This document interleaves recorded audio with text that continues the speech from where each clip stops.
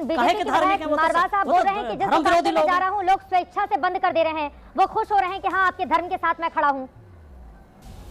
आइए देखते हैं, बैठचंद मजा आएगा। के नजरिए से इसको भारतीय जनता पार्टी की ओर से, विधायकों की ओर से बंद करवाई जा रही हैं दुकानें, तो क्या गलत है? ये सच बात है कि दुकानें खुली रहेंगी तो फिर जो नवरात्र में व्रत हैं, जो लोग पूजा पाठ करते हैं, वो उसको सही नहीं मानते, गलत मानते, 9 दिनों में क्या बिगड़ जाएगा? भाटी साहब।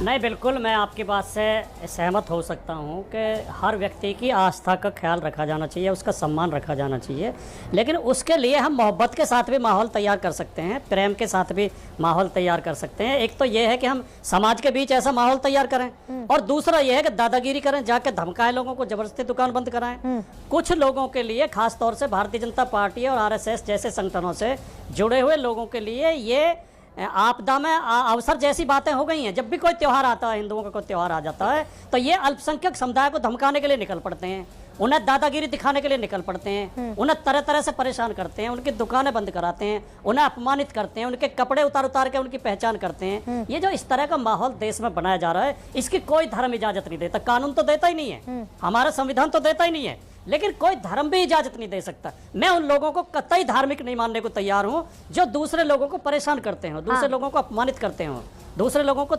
धमकाते हो, मारते पीटते हो। लेकिन बीजेपी के विधायक मारवा साहब बोल रहे हैं कि जिस दुकान पे मैं जा रहा हूँ लोग स्वेच्छा से बंद कर दे रहे हैं, वो खुश हो रहे हैं कि हाँ आपके धर्म के साथ मैं खड़ा हूँ।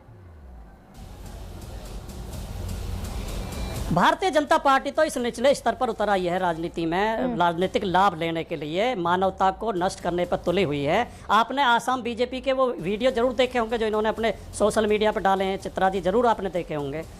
किस तरह एक समुदाय विशेष के खिलाफ नफरत फैला रहे हैं, किस तरह। और एक इनके नेता गिरिराज सिंह वो कह रहे हैं कि गलती हो गई, 47 में सारे मुसलमान पाकिस्तान चले जाना चाहिए थे, तब नहीं गए तो अब भेज दो, अब भेज देंगे हम। ये कौन सा धर्म है? दूसरे धर्म को गाली देना, गरीब लोगों को परेशान करना, गरीब लोगों को अपमानित करना, किसी की गाय के नाम पे हत्या कर देना, किसी नाम पे हत्या कर देना, ये कौन सा धर्म है? ये कोई धर्म है। और हमारा हिंदू धर्म तो इतना महान और इतना उदार और प्रेम मोहब्बत का धर्म है कि हमारे धर्म में तो व्यक्ति पैर भी रखता है तो चींटी को देख के रखता है कि चींटी ना दब जाए पैर के नीचे। इतने उदार होते हैं हिंदू तो। और ये जो लोग दूसरे लोगों को परेशान कर रहे हैं, ये हिंदू तो कहते ही नहीं, उदार होने का खामियाजा भी तो भुगतना पड़ता है। वाले लोग, ये विश्व हिंदू परिषद के लोग कहते हैं जब जब हम उदार होते हैं नहीं, ये आपकी गलत सोच है, माफी चाहूंगा। ये आपके तो जी बोलते हैं ऐसा कि ज्यादा उदारता नहीं चलनी चाहिए। ये आपके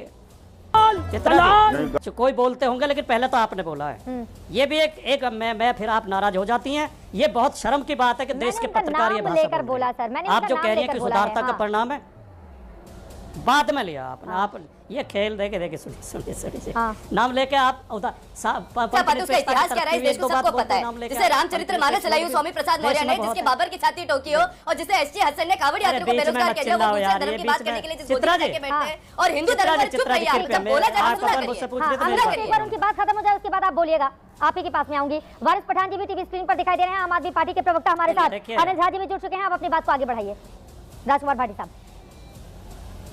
देखिए, मैं बहुत विनम्रता और बहुत सम्मान के साथ कहना चाहता हूँ, हमारे हिंदू भाई नवरात्र में व्रत रखते हैं, उनकी ये आस्था है, वो प्याज, लहसुन, मांस, अंडा, मछली का सेवन नहीं करते। तो सभी लोगों को इस बात का ख्याल रखना चाहिए कि जिनका व्रत है उनकी आस्था को ठेस न पहुंचे।